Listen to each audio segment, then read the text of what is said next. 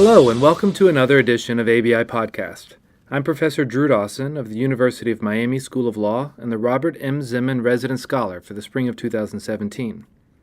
This episode is a special presentation produced in collaboration with the National Creditor Bar Association, focusing on the Supreme Court's decision in Midland Funding v. Johnson. Our guests today are Lauren Burnette and Nick Wooten. Lauren Burnette co-authored an amicus brief supporting Midland Funding on behalf of the National Creditor Bar Association. She practices law at Barron and Newburger in Florida. Nick Wooten is likewise a leading practitioner in this field, as he was the lead attorney for the debtor in the 11th Circuit decision Crawford v. LVNV, which laid the legal foundation for Johnson's case against Midland Funding. Nick Wooten practices consumer law in Chicago, Illinois. Thank you both for joining us today. Thank you. Thank you. So I'm going to start by with a broad level statement of the facts and the procedural history of this case, and then I want to turn it over to the two of you for your expertise on the arguments on each side and how the court came out, and eventually we'll get to the implications of the court's holding. So as to the facts, in 2014, Midland Funding filed a proof of claim in the Chapter 13 case of Alita Johnson. The proof of claim accurately listed the amount of the debt and the date of the last payment, which was over 10 years before the bankruptcy, well past the applicable 6-year statute of limitations. Johnson objected, and the court disallowed the time-barred claim. Johnson then filed an action against Midland Funding in district court, alleging a violation of the Fair Debt Collection Practices Act, which we'll call the FDCPA or the Act. She lost in the district court, but she prevailed on appeal to the 11th Circuit. The Supreme Court granted a petition for certiorari to consider two questions: whether filing a claim on a stale debt violates the FDCPA, and whether the Bankruptcy Code precludes the FDCPA in this context. So with that general background, I'm going to turn to you, Lauren. I know you have great familiarity with the arguments raised by Midland Funding. Could you quickly state the argument for the debt collector? Sure. And I think a little bit of background context is helpful. Ultimately, the Supreme Court granted certiorari to resolve a circuit split. And in this instance, there was actually a three-way split over the question of whether a debtor can maintain a cause of action under the FDCPA where a creditor files a proof of claim on a debt that is time-barred for suit. So in the first camp, you had the Ninth Circuit, which held that bankruptcy law displaces the FDCPA, so to speak, so that a violation of the Bankruptcy Code can only be resolved under the Bankruptcy Code and not under the FDCPA. In the second camp, you have a number of circuits, including the Second, the Fourth, the Seventh, and the Eighth. And these circuits allowed FDCPA claims based on actions in bankruptcy generally, but they did not find FDCPA claims on time-barred proofs of claim.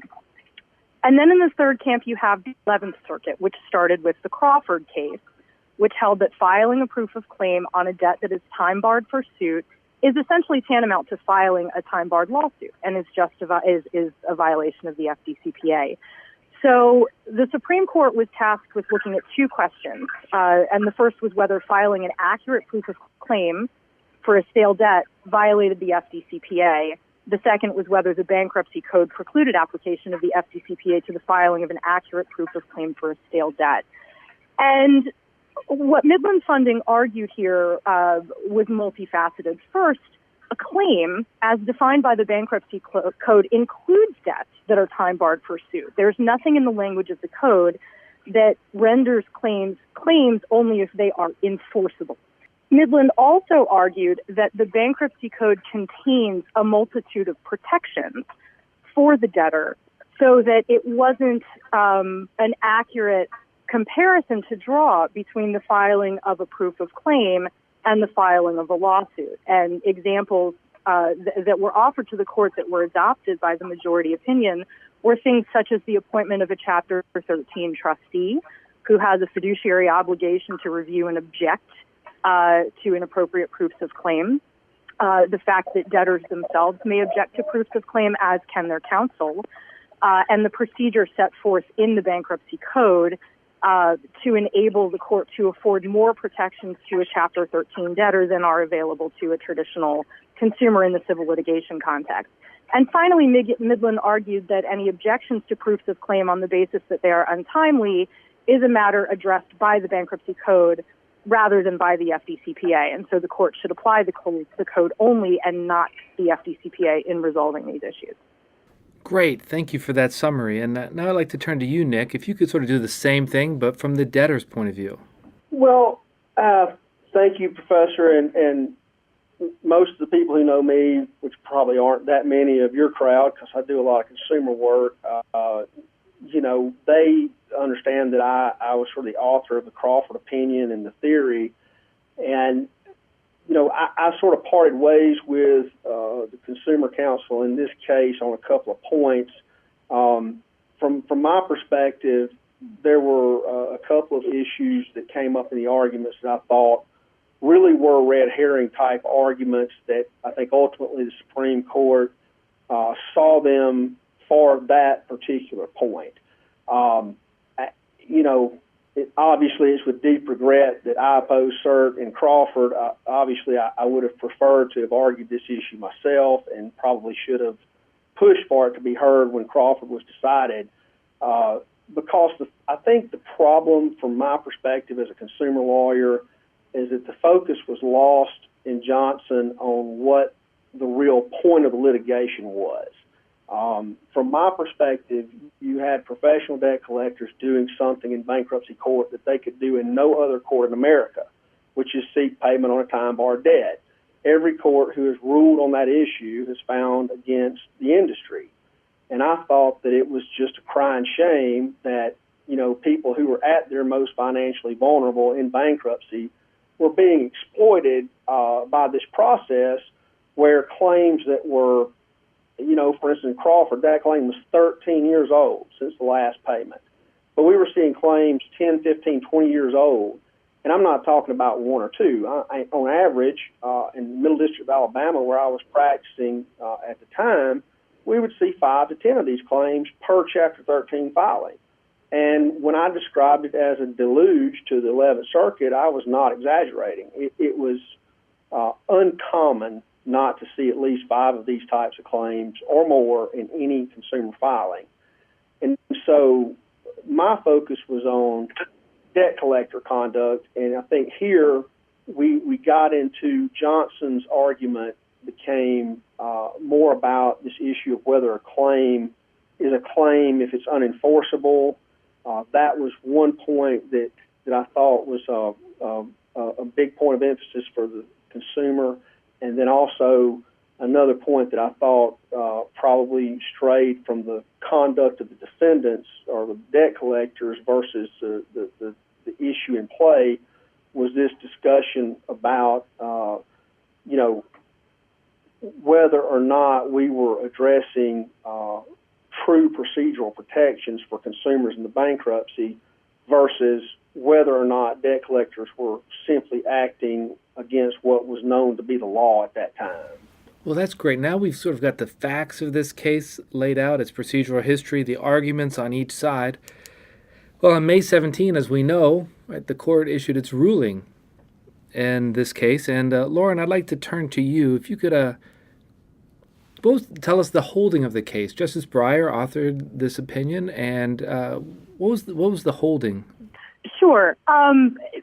Actually, that's a more important question than you think. The holding was ultimately that Midland's filing of a proof of claim that on its face indicates that it is time-barred for suit does not fall within the scope of the Fair Debt Collection Practices Act. It's not false, deceptive, or misleading, and it's not unfair or unconscionable. And I emphasize the on its face bit because, as I'm sure we'll talk about in a few, I think that the dissent simply assumes that these creditors that are filing proofs of claim on debts that are time-barred for suit are trying to sneak one past the trustee and the court by slipping in a proof of claim that they shouldn't have been filing, when in fact, in this case, as Justice Breyer observed, Midland's proof of claim put right out front that the last payment on this account was, I think, 10 years prior to the filing of the proof, and Alabama statute of limitations was 6 years. So this was a facially obvious time-barred debt And I think that that's an important point as we go through the holding. But ultimately, the majority explained and agreed with Midland Funding that a claim, as defined by the bankruptcy code, includes debts that are time barred for suit. They looked to the definition of claim, which is a right to payment, and they rejected this idea that in order to be a claim, the claim must be enforceable. That word is absent from the definition, and they declined to read that in. They also held, and I found this interesting as well, that whether something is misleading depends on the legal sophistication of the audience. And we who defend debt collection lawsuits are all familiar with the least sophisticated consumer standard, and this language is a little bit different because the court took into consideration that in the context of filing a proof of claim in a Chapter 13 bankruptcy, the audience at issue includes the Chapter 13 trustee. And the court noted that the Chapter 13 trustee is likely to understand that a claim is simply a statement that a creditor has a right to repayment. It is not a false, deceptive, or misleading statement that a creditor has the right to enforce a debt in court. The question of whether a time-barred proof of claim is unfair or unconscionable was a little bit more difficult for the court to grapple with, but Justice Breyer ultimately was noted, and the majority was persuaded by the argument that bankruptcy is a different process than civil litigation. Bankruptcy is initiated by the debtor. It is not initiated by a creditor like a civil collection matter. The bankruptcy process has safeguards built into it through the rules of bankruptcy procedure. The claims adjudication process is strictly regulated by the bankruptcy code itself. The debtor actually has, under most circumstances anyway, not one, but two levels of protection. Again, they are represented by counsel, and I recognize that there are pro se Chapter 13 debtors out there, but most are represented by counsel who are trained and capable of objecting to time-barred proofs of claim or claims that they find are inappropriate. And beyond that threshold, the Chapter 13, again, has the fiduciary obligation to review and object to any objectionable proofs of claim.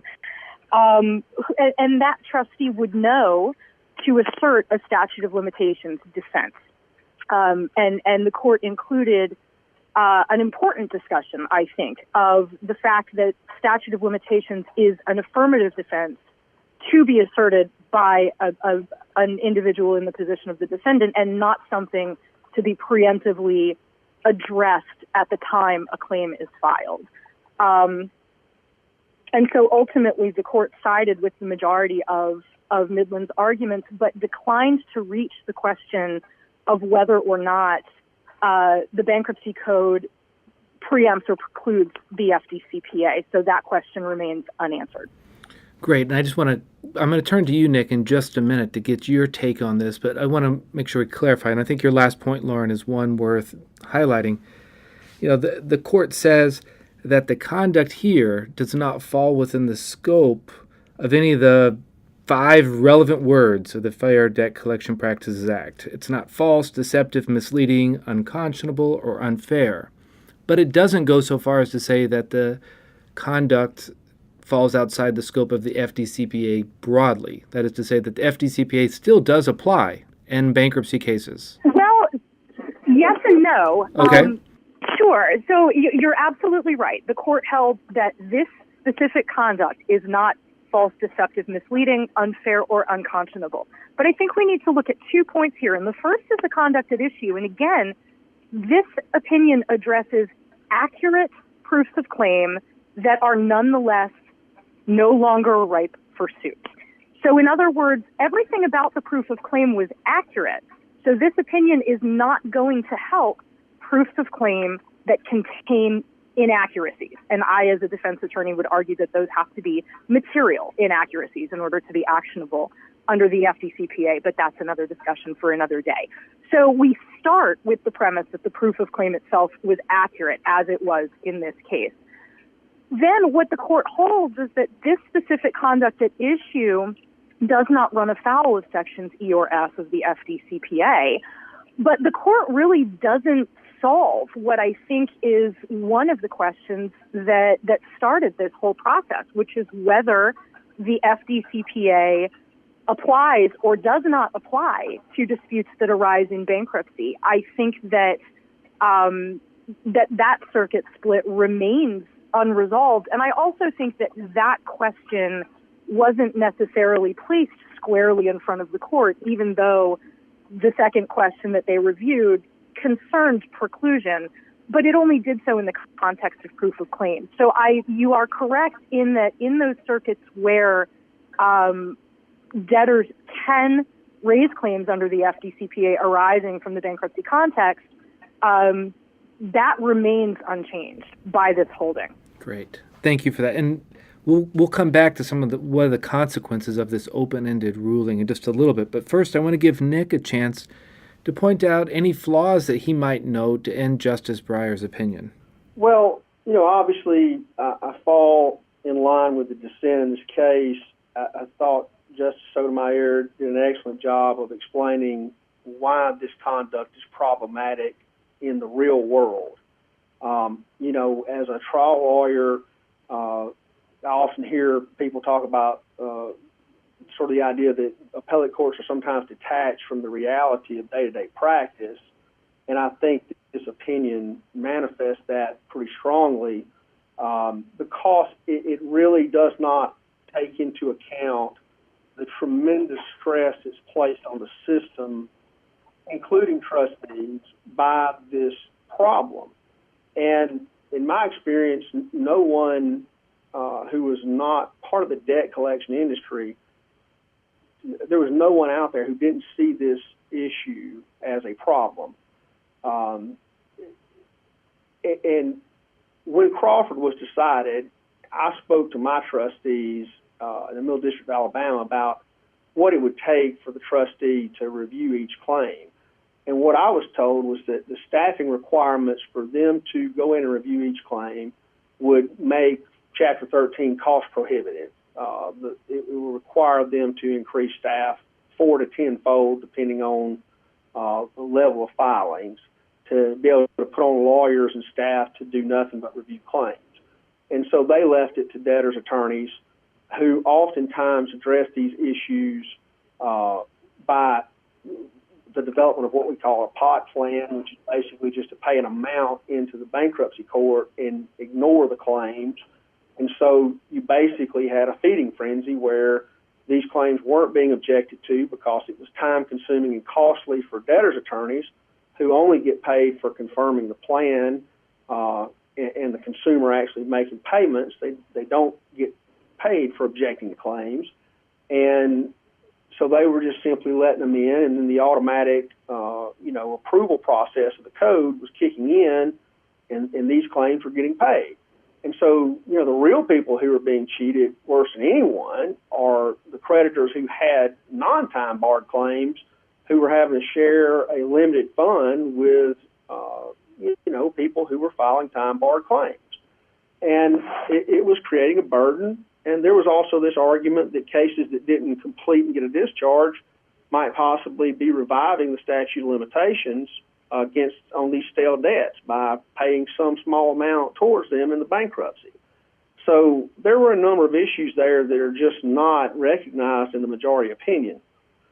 It was pretty clear to me from reading the transcript of the arguments and listening to the oral arguments that where this case went off the rails with the majority was when the discussion came down to whether this case was solely about the statute of limitations or if it was relevant to other affirmative defenses. And if you go back to the transcript and the oral arguments, you hear sort of the alarm that this is falling into opening some can of worms in the bankruptcy process. Again, that was not reality. In the 11th Circuit, once Crawford was decided, this issue was mooted practically overnight. People quit filing these claims, filings cleaned up, claims were withdrawn, there was a brief burst of litigation, very nominal, and this problem basically cleared itself up in the time that Crawford was, the cert petition was being considered. for Crawford. In other parts of the country where I also practiced and assisted other consumer lawyers where they had not had a bright line ruling on this point, it was still mayhem. It was still a deluge of filings in every case. And once this issue started coming to RAC and some of the other appellate courts and some of the decisions started going contra to Crawford, then that problem only accelerated. The majority opinion doesn't address this issue or why it was a problem or why the system was overwhelmed with these claims, and it does acknowledge basically the structural weaknesses of the system that were just not designed to address this type of volume on claims that, quite frankly, you could not pursue in any other court, and I think admittedly so by the industry. At least it was conceded in Crawford that had they sought to file suit on the debt that was made the subject of the claim in Crawford, they would have violated the FDCPA. So Justice Breyer's opinion doesn't acknowledge those issues. He does talk about the problem with the what if other affirmative defenses are involved. This is a burden-shifting thing. It really should have been made clear that this truly only applied to the statute of limitations because the industry already was aware that it could not collect stale debt in any other court in America, and extending that rule to bankruptcy courts was no huge stretch of existing law. It was a logical acknowledgement that bankruptcy court is an actual court and the rules apply, and normal law affecting debt collectors should apply to their conduct there as well. I think the majority opinion leaves open a number of questions we've already started to highlight, potentially allowing some arguments to open up in bankruptcy court and outside of bankruptcy court, where some of the loose language here could potentially be used to argue that some fairly bright line rules in existing FDCPA litigation are now subject to review and reconsideration based on some of the language here. I do think the court, it's sort of what I see as a sort of a disconnect with the reality of day-to-day bankruptcy practice. A lot of appellate judges have never been inside of a bankruptcy courtroom, and they don't know the ins and outs of day-to-day practice, and so they don't know the mechanics of how the process works. And one of the other things that bothered me about Johnson on appeal was that it was a putative class action, and that was filed in district court. Crawford was an adversary proceeding within the main bankruptcy case, and it was an individual case. And factorially, one of the things that were important about Crawford was that if there was a recovery, then that money would go into the consumer's bankruptcy to pay other legitimate creditors rather than be some sort of windfall to the debtor. So basically, Crawford, I thought, had established a neat system that worked very well to clean up problems with creditors who were engaged or debt collectors who engaged in this practice. And Johnson didn't quite have the factual clarity that maybe Crawford would have had if it had gone up on to the Supreme Court to kind of refocus some of these things that got lost. With respect to my biggest concerns about the ultimate holding here was, I think what we've already started to hit on, it didn't really resolve some of the core things we all who practice in this area have questions about. It leaves a lot of things in limbo, and definitely I agree with my panelists that we're certainly in a position to say that one of the biggest splits that were out there on this issue really was not addressed in a straightforward fashion. And I think it leaves us in position to have more uncertainty than we probably should have had, given the fact that this case went to the Supreme Court with what I think most of us thought the issues were. Lauren, I'm sure that you are ready to jump in here and respond to some of these points, but I'd like to try to focus right now on the last point Nick made, which was the kind of where you ended too, Lauren, which was the court didn't address the second question as far as does the bankruptcy code preclude application of the FDCPA? And it leaves open that question, and I want to think about what are some of the implications? What are some of the things left open, and how is this going to impact consumer bankruptcy practice? Well, it is a big question mark, but I think that if you look into the opinion, that there is some language that suggests that this court was prepared, although it didn't ultimately take that step, to demonstrate deference to the code. At one point, Justice Breyer says, we do not find in the FDCPA or the bankruptcy code good reason to believe Congress intended an ordinary civil court applying the FDCPA to determine answers to these bankruptcy-related questions.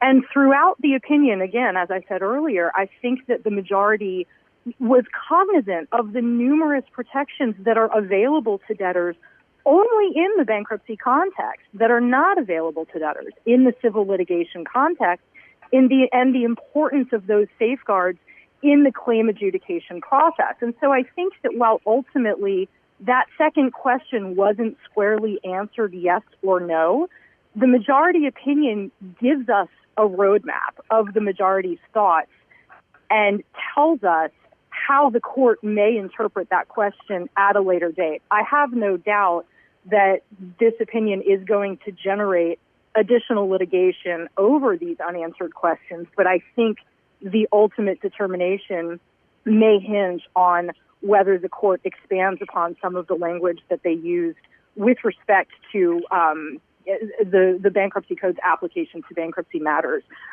I want to touch on one thing that Nick brought up because I think it's an important point to make, and that is this concept of a debt as being enforceable versus being collectible. And I think it's important to look again to the majority opinion, which makes a passing reference to statutes in Wisconsin and Mississippi, both of which have extinguishment statutes. And that is to say that once the statute of limitations on a debt expires, your right to the debt expires as well. Both right and remedy are expired by the passage of the statute of limitations. That wasn't the case in Alabama. In Alabama, if a debt is time barred for suit, that doesn't mean that a creditor no longer has a right to repayment of the debt. And in states across the country, there are opinions reaching that same conclusion, that efforts to collect a debt that is time barred for suit do not in and of themselves violate the FDCPA. And so going back to the definition of claim, which is simply a right to repayment, I think that for bankruptcy attorneys in those states that do not have extinguishment statutes, again, a combination of the definition of claim and this opinion reinforces the fact that just because a debt may be time barred for suit does not mean that that creditor's right to repayment is extinguished. The only thing it cannot do is sue, but it may still collect. And so unless all 50 states are prepared to pass these extinguishment statutes, and again, the ramifications of that are for another day, but I don't read this opinion to mean that any debt collector can go and file a proof of claim without regard to anything. I think that in Wisconsin and Mississippi, where there are these extinguishment statutes, that filing a proof of claim on a debt that is time barred for suit would potentially be actionable under the FDCPA because the right to recover that sum of money no longer exists. I say on that point. Go ahead, Nick. I think this is sort of why I felt like it was very important that this case be about the statute of limitations issue, because I agree with what Lauren said about what the law is, and certainly with respect to creditor-debtor relationships, you can absolutely file suit on time-barred debt, and the debtor is required to show the affirmative defense of the statute of limitations applies. Now, when you take that into the context of a professional debt collector covered under the Act, you know, in Alabama, it's been the law since 1987 when Kimber was decided by Judge Myron Thompson, who's a great jurist and a great man. that issue is resolved. A debt collector cannot file suit on time-barred debt. And in that case, it's basically been the bedrock of that principle that sort of is every court to review it has adopted that core concept, even in the 48 states that don't have extinguishment statutes. Remember, we're talking about the FDCPA and its relationship to professional debt collectors and consumers, not creditor-debtor relationships. Original creditors who are not subject to the FDCPA. So that was why Crawford, I think, was successful in the first instance, and I think that was part of what was lost in this case on appeal and at the Supreme Court was the simplicity of that particular rule and the bright line that had existed. And now, as Lauren has said, I think you face a situation, at least from my perspective as a consumer lawyer, I would say we're sort of back to the wild, wild west in the bankruptcy context in the sense that with this ruling in place, you go right back to, the whatever claim you file, it's on the consumer and their lawyer to determine if there's an objection to it. Otherwise, you're going to get paid on it.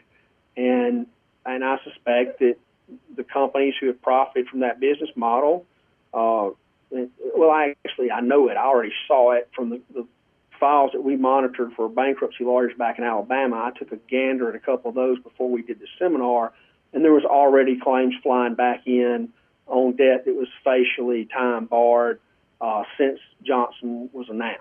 So the process has already begun again, and we're right back to where we were pre-Crawford.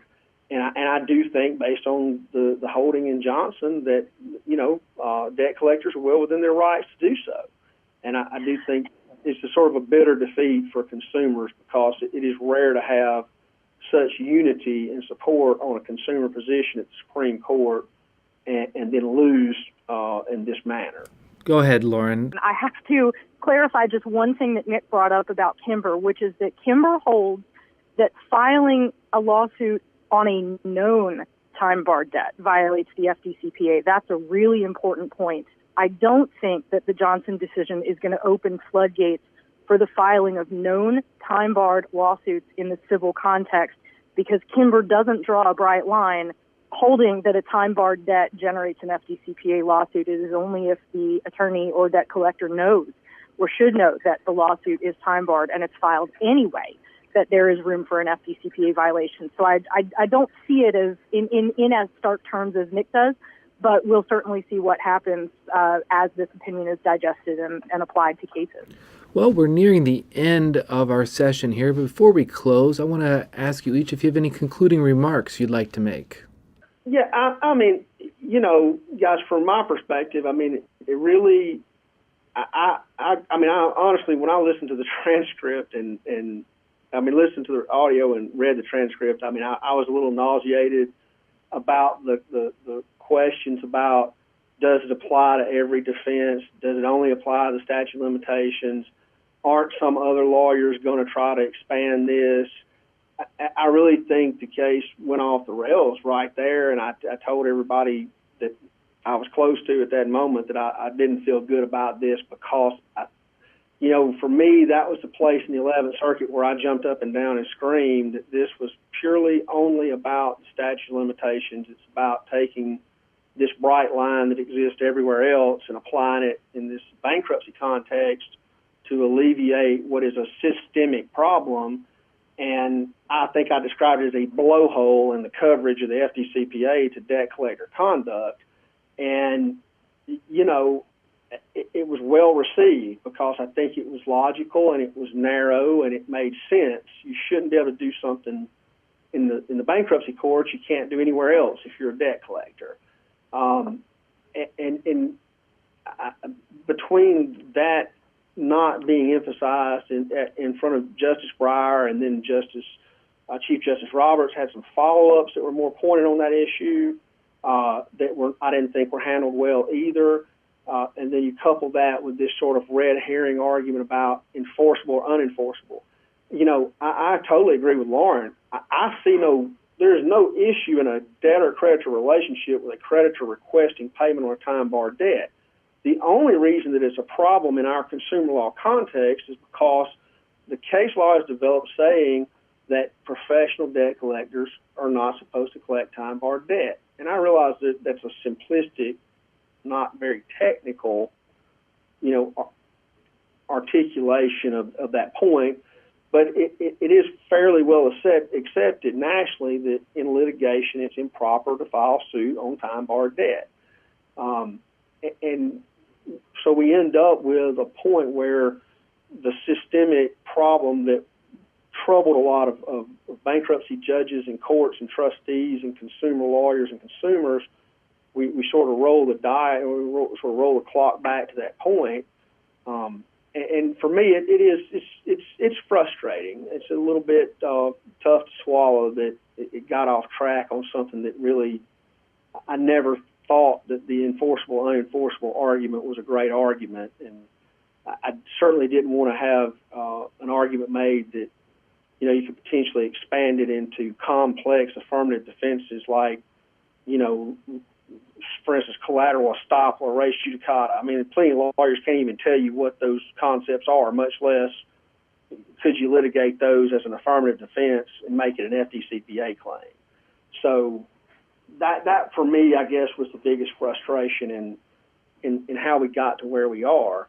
And I do think the folks that worked this from the creditor side did a great job at the Supreme Court of highlighting their best arguments, and were able to steer away from some of their biggest problems effectively. And I think that made it easier for it to come out the way it did. Other than that, I think the only other thing that I would say about some of the language in the opinion, let me pull this page up and I don't think this is really controversial. I think Lauren would probably agree with me. It kind of bothered me a little bit because I'm looking at single number pages. It's page 9 of Justice Breyer's opinion. There's a quote that said, administratively, it would permit post-bankruptcy litigation in an ordinary civil court concerning a creditor's state of mind, a matter often hard to determine. And I thought that was a little bit unusual in the language, because we normally talk about the FDCPA as a strict liability statute. You either violated it or you didn't. We don't normally talk about the creditor's state of mind when we talk about the FDCPA. So I did find that language a little bit odd, considering the subject matter. And Lauren may have a different opinion on that. I just thought it was a little bit. I've been pondering on that language in the opinion. It just didn't seem to really fit the subject matter to me.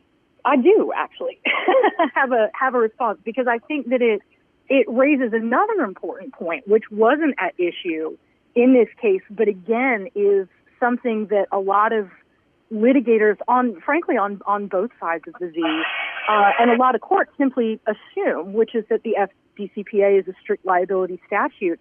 There are portions of the act that are certainly strict liability, but state of mind absolutely is part of the analysis, depending on what type of claim you're bringing. And if you look at something like Section 1692D, 1692D 5, as one example, prohibits a debt collector from causing a telephone to ring with the intent to annoy, abuse, or harass any person at the number called. Intent is written right into the statute, and it's something that the court has to take into consideration when determining whether or not a violation has occurred. It's something that a fact finder needs to weigh in determining whether a volume of calls is harassing, for example. So I think that, there's a lot of language that has woven its way into FDCPA cases, and the strict liability nature of the statute is one of them. But the language of the statute itself shows that it's not strictly strict liability. And so I think that Justice Breyer actually makes an important point, because, again, in the civil litigation context, filing a lawsuit on a claim that is time barred for suit is really only a violation if the creditor knows or should know that the claim is time barred. And so state of mind is inherent in that analysis. And I think it was an important thing for Justice Breyer to raise, in that it reminds us that the FDCPA is not always a strict liability statute, and sometimes state of mind matters. And I think I understand your position there. I can't say that I disagree with it. I think my response would be that most of the FDCPA litigation, at least what I see and what I feel like is the most solid, is typically dealing with these types of strict liability type constructions versus the state of mind thing, because honestly, if you're in state of mind, a lot of times you're traveling in what I consider to be unfair and deceptive action practices territory, where state of mind is a bigger factor and something is in play more than $1,000 in statutory damages, and that scenario. But you're right. You're absolutely correct. There are certain portions of the Act that are not completely strict liability. They're just not the central focus of most FDCPA litigation, I think. Well, listen, I know we could go on a long time about this, but we're at the end of our time here. One thing I think we could agree on is that the Supreme Court's decision did not settle this field, and that we can expect a lot more litigation coming up. I want to thank you both again at this point for joining us today and for sharing your expertise. Thank you for having us. And I want to thank our listeners for tuning in. Please remember that you can access ABI's archive of over 200 podcast episodes in the ABI online newsroom. Until next time, this is Drew Dawson, and thank you for listening to this special edition of ABI Podcast.